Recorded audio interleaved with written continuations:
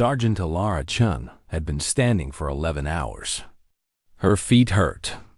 Her back was stiff. Her old wound from the Nexus campaign sent small jolts of pain up her spine every few minutes. But she did not complain. She never complained. That was not who she was. The Galactic Transit Hub on Station Meridian 7 was the biggest travel center in this part of space. It was a massive building made of glass and metal that stretched up so high you could not see the ceiling. Thousands of aliens walked through it every hour. They came from hundreds of different worlds. They spoke languages that sounded like music, or like rocks grinding together, or like water bubbling in a pot. The air smelled strange because so many different creatures were breathing the same. Recycled oxygen. Alara stood near the central waiting area. This was where passengers waited for the long flights to the frontier colonies. The seats here were comfortable and wide, designed to fit many different body shapes.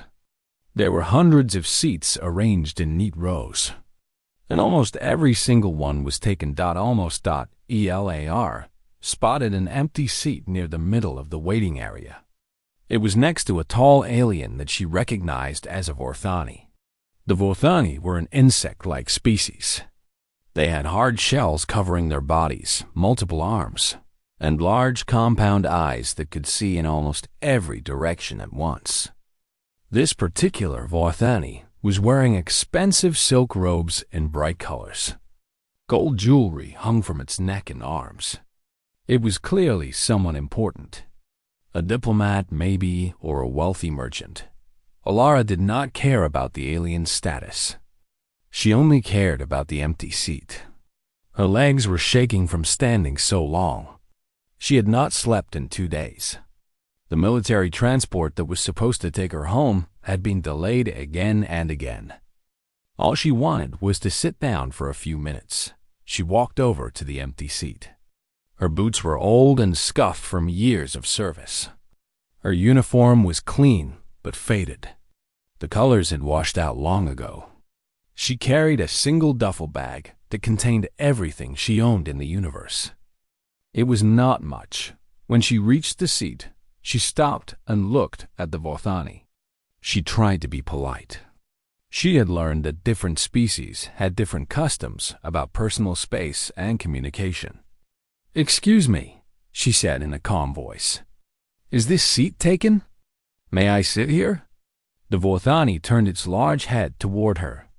Its compound eyes reflected her image 1,000 times over.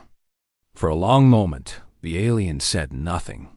It just looked at her warm boots, looked at her faded uniform, looked at the scars on her hands and the tiredness in her eyes. Then its mandibles clicked together. The sound was sharp and unpleasant. Through the translator device on its collar, the alien spoke. "This seat is reserved for civilized beings," the Vorthani said. Its voice through the translator was cold and flat. "Not for humans." Alara felt something twist in her chest. It was not surprise. She had heard words like this before, many times. Humans were still new to the galactic community. They had only made contact with alien life about 80 years ago. In that time, they had fought in 2 major wars alongside their new allies. They had died by the millions to protect planets they had never even visited. They had sacrificed everything to prove that they belonged among the stars. But to many aliens, humans were still primitives. They were still the newcomers, the outsiders, the violent apes from a small blue planet on the edge of nowhere. The Vorthani turned away from her, dismissing her completely. It went back to reading something on its personal screen. The conversation was over. Around them, other aliens had noticed the exchange. A Kalori merchant nearby made a wet, bubbling sound. Alara knew that sound. It was laughter. The Kalori were blob-like creatures that moved by sliding along the ground. This one was watching her with amusement in its many small eyes. "Did you hear that?" The Kalori said to its companion, another alien she did not recognize. The human thought it could sit with civilized people. How funny. More laughter. More clicking and chattering from aliens nearby. Some of them were not laughing. Some of them just watched with cold eyes and said nothing. But they did not help her either. They did not offer their seats. They did not tell the Vorthani to be kind. Elara stood very still. She took a slow breath. Then another. 3 tours of duty. That was what she had given to the Galactic Alliance. 3 tours in the most dangerous places in known space. She had fought on Nexus 4, where the enemy had used weapons that melted flesh from bone. She had been captured and spent 2 years in a prison camp where they had done things to her that she still could not talk about. She had watched friends die in her arms. She had killed more enemies than she could count. She had given everything, and she could not even sit down. Her hands wanted to form fists. Her jaw wanted to clench. There was a fire inside her that wanted to burn everything around her. But she did not let it out. She was a soldier. She had discipline. She had control. She stepped back from the seat. She did not say anything to the Vorthani. She did not respond to the laughing aliens. She simply turned and walked back to the spot where she had been standing before. 11 hours became 12. 12 became 13. Elara stood and waited. She watched ships come and go through the massive windows. She watched aliens of every shape and size walk past her without a second glance. She listened to announcements in 100 different languages, none of them her own. A group of young aliens walked by. They were students, she guessed, from some academy. Their teacher, a tall creature with feathers and a long beak, was lecturing them about the different species in the galaxy. And those are humans, the teacher said, pointing at Elara without any shame. They are a curious species. Very aggressive. Very primitive. They live very short lives compared to most civilized races. Some scientists believe they are an evolutionary dead end. But they are useful as soldiers. They seem to enjoy violence. The students stared at her like she was an animal in a zoo. Some of them took pictures with their devices. Elara looked straight ahead and said nothing. She had learned a long time ago that words did not change anything. Actions did. Results did. And when the time came, humanity always delivered results. The students moved on. The teacher continued its lecture. The galaxy continued to spin, and Sergeant Elara Chun continued to stand. She did not know it yet, but everything was about to change. A message was coming. A message that would remind the entire galaxy why they should never, ever underestimate a human being. But for now, she just stood there, alone and tired, waiting for a seat that no one would give her. Commander Thrall watched the human soldier from across the waiting area. He had seen everything. The request for a seat, the cool rejection, the laughter from the other aliens, and the quiet dignity with which the human had walked away. Thrall was Aurelian. His species had 4 eyes, blue-green skin, and bodies that were built for swimming in the deep oceans of their homeworld. But Thrall had spent most of his life in space, serving in the Galactic Peacekeeping Fleet. He had traveled to hundreds of worlds. He had met thousands of different beings. And he had fought alongside humans in the Void War. That war had changed everything for him. He remembered the Battle of Karan Station. The enemy had broken through the defensive lines. Thrall's squad had been trapped in a corridor with no way out. The enemy was coming. Death was certain. And then the humans had arrived. They had come screaming out of nowhere. A small team of Marines, only 12 of them, had charged straight into an enemy force of over 100.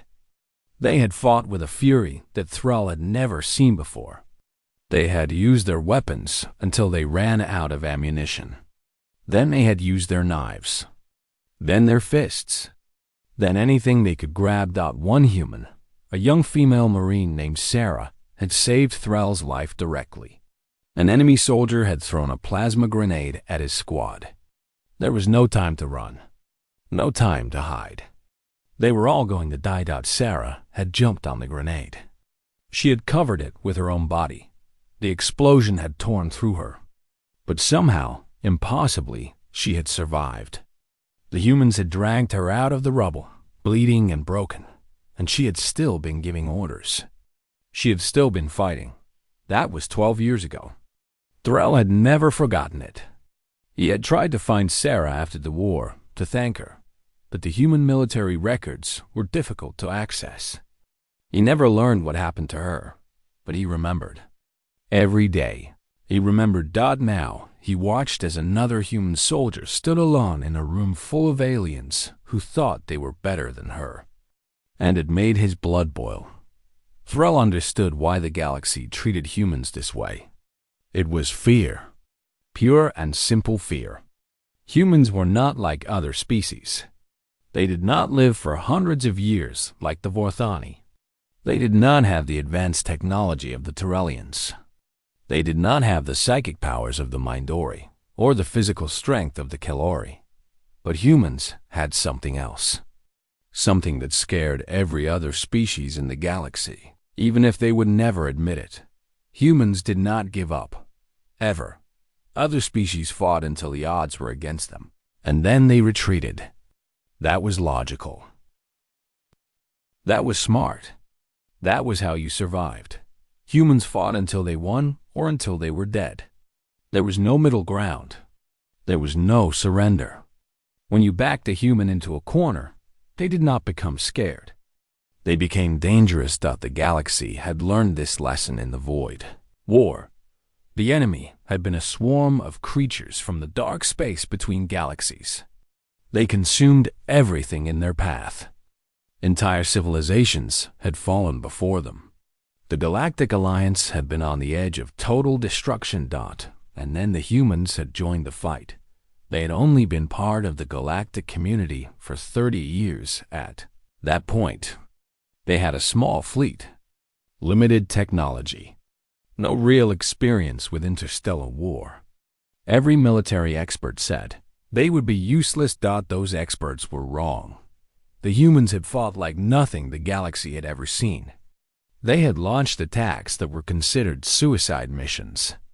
They had held positions that were supposed to be impossible to defend. They had sacrificed ships, soldiers, and entire colonies to slow the enemy advance. And in the end, they had been the ones to find the enemy's weakness. A human scientist working with stolen enemy technology had developed a weapon that could destroy the swarm's central hive mind. A human pilot had flown that weapon into the heart of enemy territory, knowing she would never come back. The swarm had been defeated. The galaxy had been saved. And humans had proven their worth in blood and fire. But the galaxy had a short memory. 50 years had passed since the Void War ended. New generations had grown up without knowing the horror of that conflict. They had not seen humans fight. They had not seen humans die for worlds that were not their own. All they saw was a primitive species with short lifespans, aggressive tendencies, and strange emotions that other races could not understand. They saw animals. Useful animals, perhaps, but animals nonetheless. Thrall knew better. And as he watched Sergeant Alar Chun stand alone in that waiting area, he felt a cold certainty growing in his chest. The galaxy would learn this lesson again soon. It always did. Near the windows, the group of Tyrellian students was still watching the human soldier. Their teacher was explaining human biology in a loud voice, clearly enjoying his own lecture. "Notice the human's posture," the teacher said. "They are a bipedal species, which is quite common. But their bodies are unusual in many ways. They have very little natural protection.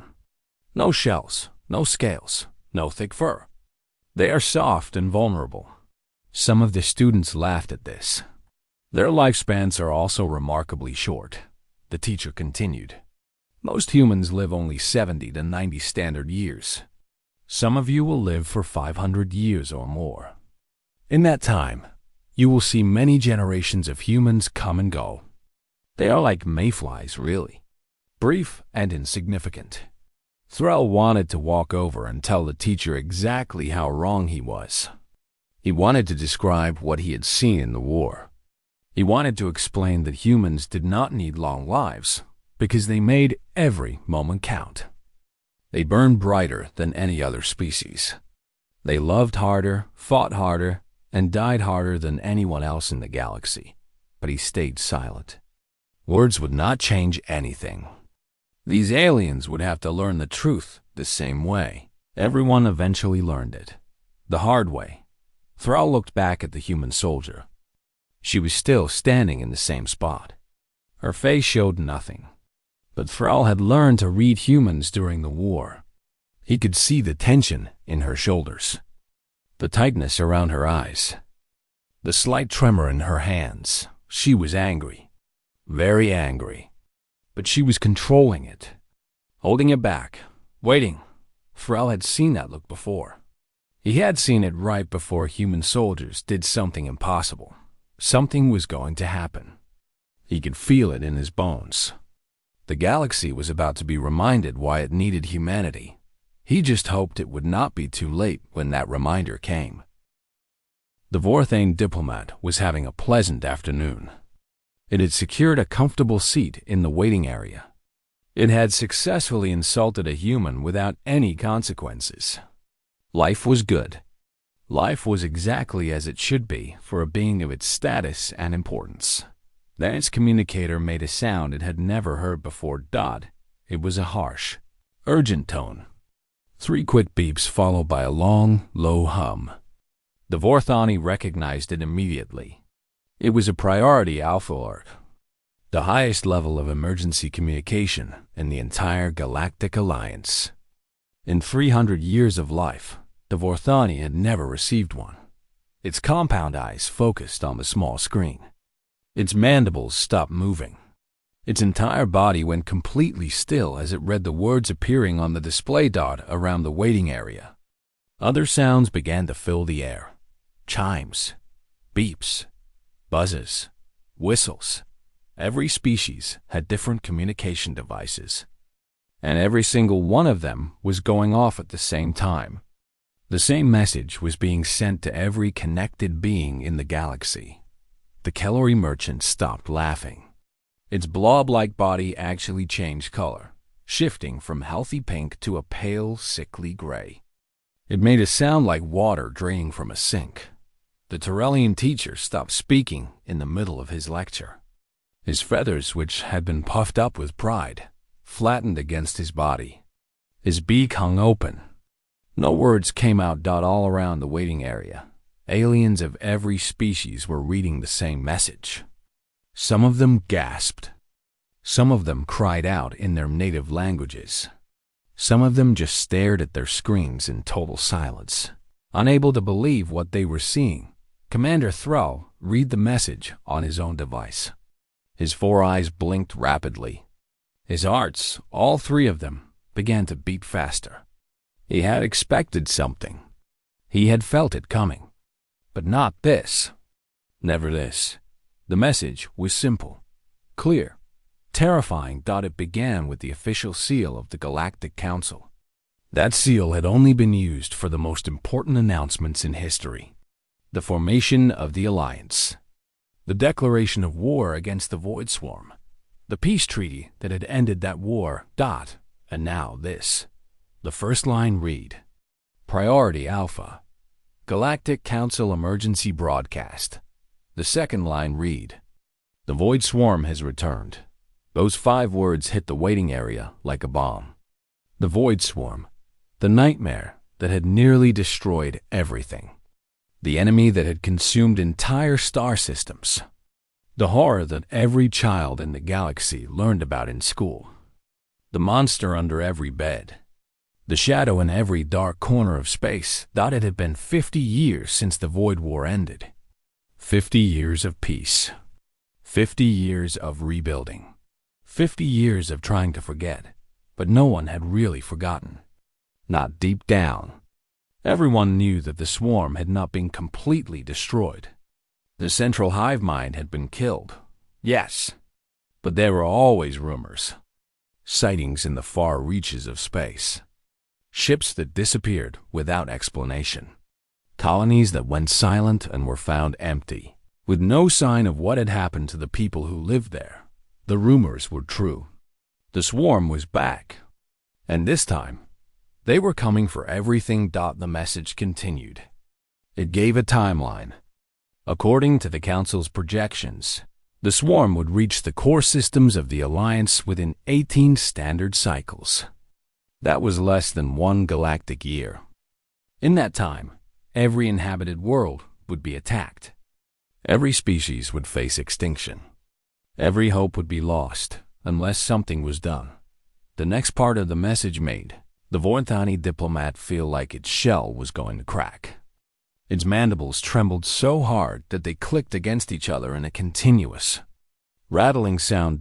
By unanimous decision of the Galactic Council, the message said, "Humanity has been granted supreme military command of all galactic defense forces. All species are hereby ordered to provide full cooperation to human strategic command. Admiral Marcus Cole has been appointed Supreme Commander." The Vorthani read those words 3 times. It could not believe them. It refused to believe them. Humanity? The primitives? The violent, short-lived apes from that insignificant blue planet? They were going to command the entire galactic military? But the message was real.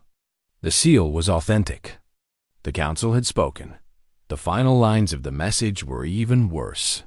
Admiral Cole's first order: full mobilization of all military assets. All veterans are recalled to active duty immediately. All reserve forces are activated.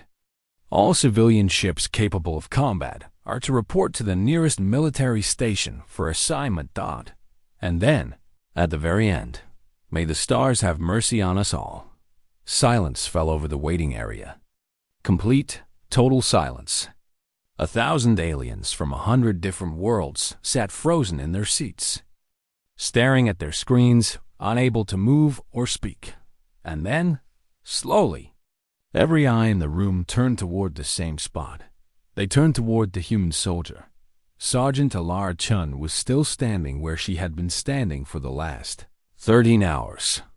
Her communicator had buzzed with the same message everyone else had received. She had read it calmly, her expression never changing. Now she was putting the device back in her pocket. The Vorthani diplomat rose from its seat. Its movements were jerky and uncertain, like a puppet with tangled strings. It took a step toward the human. Then another. "I did not know," the Vorthani said. Its voice through the translator was high and desperate. "I did not mean what I said. The seat, please, honored soldier. Please take the seat.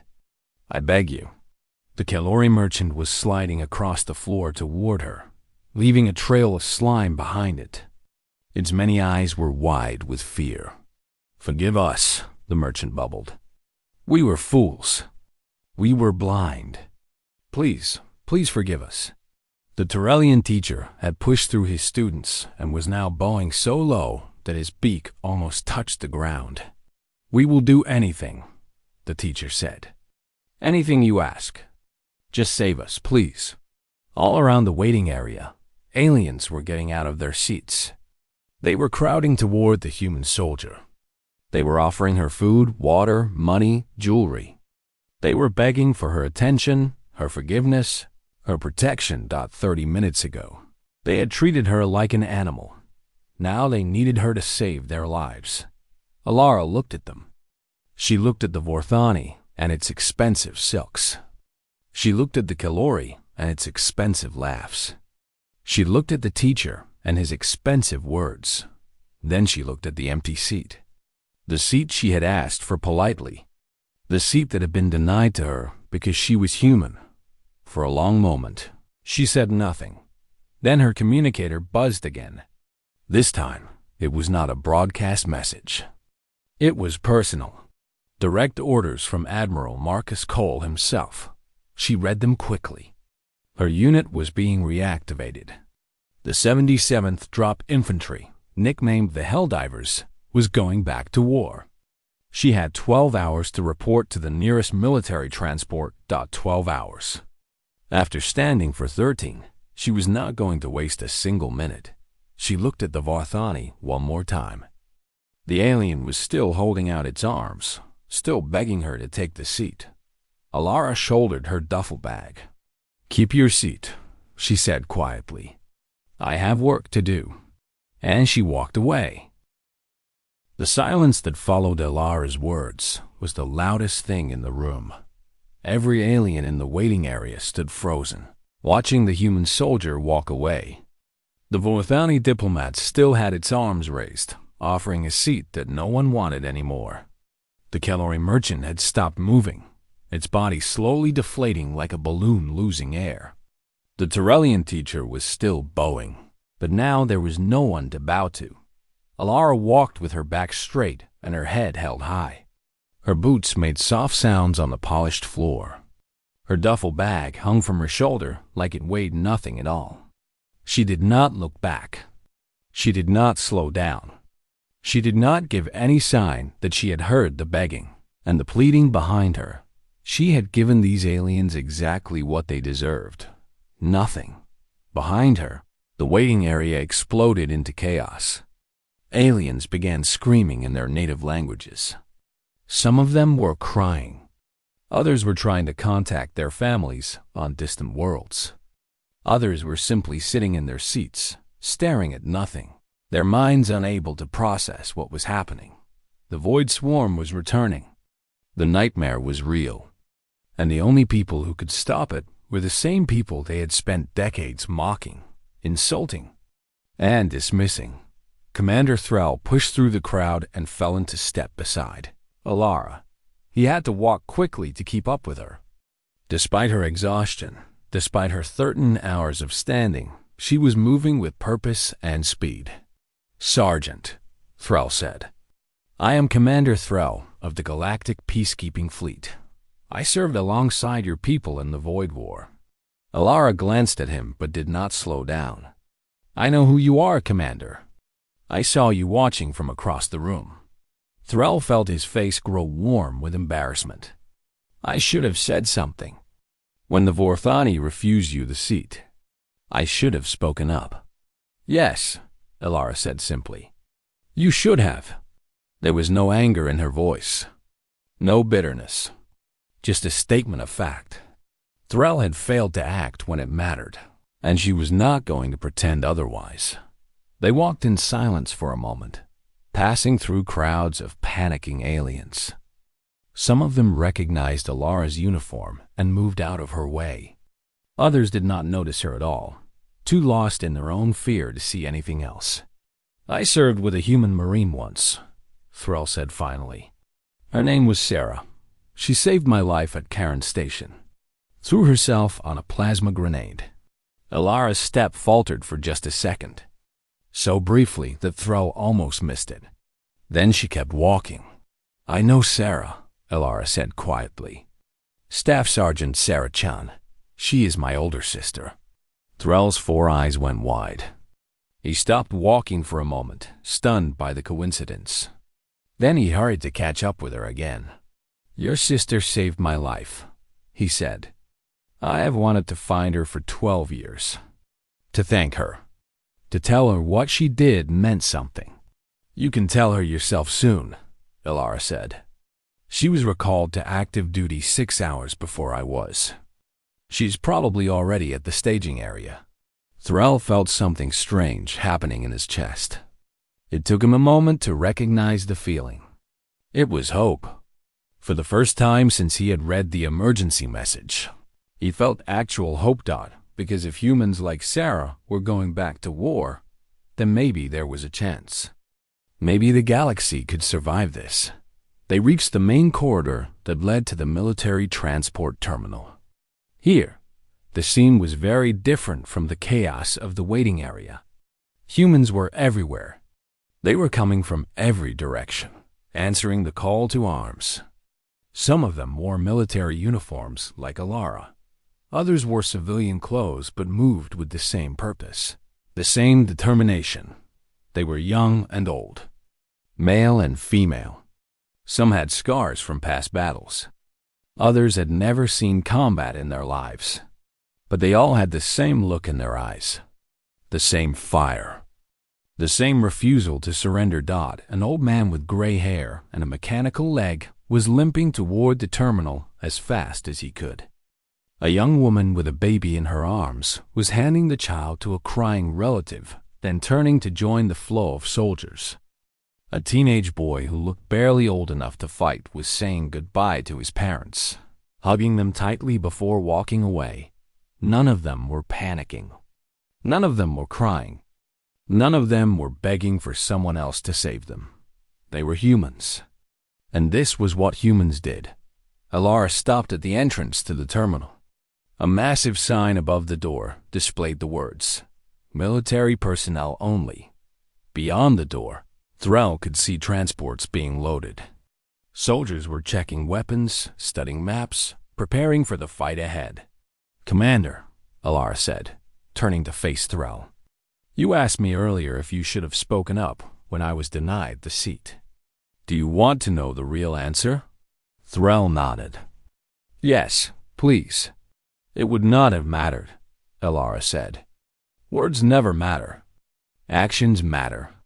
Results matter. That is what the galaxy has never understood about us.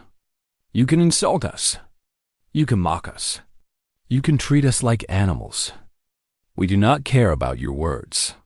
She looked back at the crowd of humans streaming into the terminal. "But when the darkness comes, and it always comes, you will care about our actions. You will care about what we do when everything else has failed. You will care about the results we deliver." Thrall thought about the Void War. He thought about the battles he had fought alongside humans. He thought about Sarah Chun, lying in a pile of rubble with a hole in her stomach, still giving orders. "I understand," he said quietly. "No," Alara said. "You do not. Not yet. But you will." She turned to walk through the terminal door, then stopped. She looked back at Thrall one more time. "My sister never forgot about you either," she said. "She told me about the brilliant officer she saved at Karen Station. She said you were brave. She said you did not run when the others did. She said you stood your ground and fought until you could not fight anymore." Thrall felt tears forming in two of his eyes. He blinked them away. "That is why I am going to give you some advice," Alara continued. "When this war starts, do not stay behind. Do not watch from a safe distance like you watched in the waiting room. Fight with us. Stand with us. Show the galaxy what you showed my sister." "I will," Thrall said. His voice was thick with emotion. "I promise you. I will." Alara nodded once. Then she walked through the door and disappeared into the crowd of soldiers. Thrall stood there for a long time, watching humans march past him toward their transports. He thought about everything he had seen in his long life, all the species he had met, all the worlds he had visited, all the things he had learned, and he realized that he had learned nothing. Nothing at all. Because the most important lesson in the galaxy was standing right in front of him, and he had almost missed it. Humans were not primitive. They were not animals. They were not an evolutionary dead end.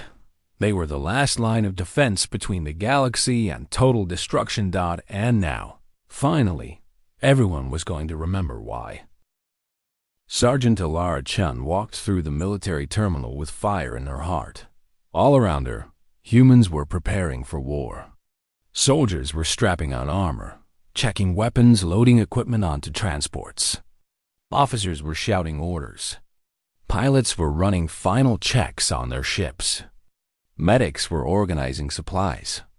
Engineers were calibrating systems. Everyone had a job to do, and everyone was doing it. Alara had seen this before. In the training camps where she had learned to fight. In the battlefields where she had killed and almost died.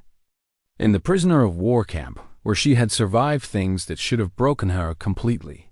This was humanity at its finest.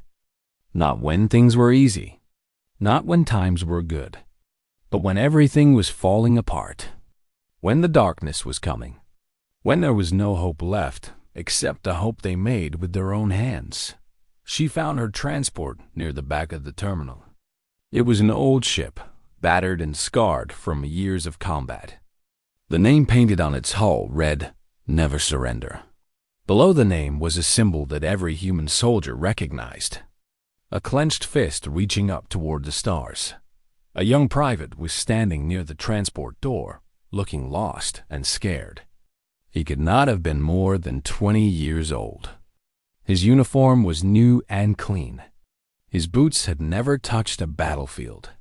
His eyes were wide with fear that he was trying very hard to hide. He saw Laura approaching and snapped to attention. "Sergeant Chun?" "Ma'am, I'm Private James Wheeler. I've been assigned to the 77th Drop Infantry. I was told to report here." Laura stopped and looked at him. She saw herself in his eyes. 20 years ago, she had been just like him, young and scared and pretending to be brave. "At ease, Private," she said. "Have you ever been in combat before?" "No, ma'am. I enlisted 6 months ago. I just finished basic training last week. And now you are going to fight the Void Swarm." Private Wheeler swallowed hard. "Yes, ma'am." "I am." Alara was quiet for a moment. She could hear the sounds of the terminal around them, the hum of engines, the shouts of soldiers, the distant rumble of ships launching into space. "Are you afraid?" she asked. Wheeler hesitated. Then he nodded. "Yes, ma'am." "I am very afraid." "Good," Elara said. "Fear keeps you alive. Only fools are not afraid." She put her hand on his shoulder. He was trembling slightly, but he did not pull away. "Let me tell you something, Private. Something they do not teach you in basic training. The Void Swarm is coming. It is bigger than anything you can imagine. It has destroyed civilizations that were old when our ancestors were still living in caves. It has no mercy, no pity, no hesitation." Wheeler's face went pale, but he did not look away. "But there is something they do not know about us," Elara continued. "Something they will never understand. We are not afraid of dying. We are afraid of dying for nothing. We are afraid of failing the people we love. We are afraid of giving up before the fight is over." She gripped his shoulder tighter. "The swarm sees us as meat, as fuel, as something to be consumed and forgotten. But we are not meat. We are fire. And fire does not go quietly into the darkness. Fire burns everything in its path. Fire lights the way for others to follow. Fire never, ever stops until there is nothing left to burn." Private Wheeler stood a little straighter. The trembling in his body was still there, but something else was growing alongside it. Something stronger. "I understand, ma'am," he said. "No," Elara said, just as she had said to Commander Threll. "You do not understand yet. But you will. When you are standing in the middle of a battlefield with monsters all around you. When your friends are dying and your weapons are empty. When everything inside you is screaming to run and hide. That is when you will understand what it means to be human." She released his shoulder and stepped back. "Now get on the transport. We have a war to win." Wheeler nodded sharply and climbed into the ship. Elara watched him go, then followed behind him. Inside the transport, dozens of soldiers were already seated. Some of them were veterans like Elara, with scars and gray hair and eyes that had seen too much. Others were young like Wheeler, fresh from training and terrified of what was coming. But all of them were here. All of them had answered the call. All of them were willing to fight and die for a galaxy that had treated them like animals. Elara found her seat near the front of the transport. She strapped herself in and looked out the small window beside her. She could see the station outside, the terminal filled with ships and soldiers. She could see the stars beyond, cold and distant and beautiful. Somewhere out there, the void swarm was gathering. Billions of creatures born from the darkness between galaxies, hungry for everything the universe contained. They were coming to consume every world, every species, every light in the sky dot, and standing in their way was a species that other aliens had dismissed as primitive. A species with short lives and fragile bodies. A species that did not have advanced technology or psychic powers or centuries of wisdom. But humans had something else. They had the fire. The transport's engines roared to life. The ship began to lift off the deck, rising slowly toward the exit doors. Around it, hundreds of other transports were doing the same thing, filling the sky with a fleet of ships carrying soldiers to war. Alara closed her eyes and thought about her sister Sarah. She thought about Commander Thrall. She thought about the Vorthani diplomat who had refused her a seat. She thought about all the aliens who had mocked humanity, who had called them primitives and animals, who had laughed at their short lives and violent nature. They were not laughing now. The transport shot through the exit doors and into open space. Stars surrounded them on every side, bright points of light in an ocean of darkness. The fleet was forming up, hundreds of ships becoming thousands, thousands becoming tens of thousands. A voice crackled over the communication system. It was Admiral Marcus Cole, Supreme Commander of all Galactic Defense Forces. His voice was calm and steady, like a rock in a storm. This is Admiral Cole to all forces. The enemy is coming. They think we are weak. They think we are afraid. They think we will run and hide like the other species they have consumed. The Admiral paused. When he spoke again, his voice was harder. Show them how wrong they are. Show them what humanity is made of. Show them that when they came for the galaxy fought back. And at the front of that fight, leading the way, were humans. Cheers erupted throughout the transport. Soldiers banged on walls and stamped their feet. The sound was like thunder, rolling through the ship and out into the stars. Alara did not cheer. She sat quietly in her seat, looking out the window at the fleet forming around her. Thousands of ships, millions of soldiers. A force unlike anything the galaxy had ever seen. And all of it, every ship and every soldier, was following human command. The Vorthani diplomat had said the seat was for civilized beings, not for humans, but now humanity was in charge. Now humanity was leading the way. Now humanity was going to save the galaxy or die trying. Alara smiled for the first time in 13 hours. We have always been in charge, she said quietly to herself. They just forgot to give us the chair. The fleet jumped to hyperspace, and humanity went to war. This time, they were not going to ask for a seat. They were going to take it.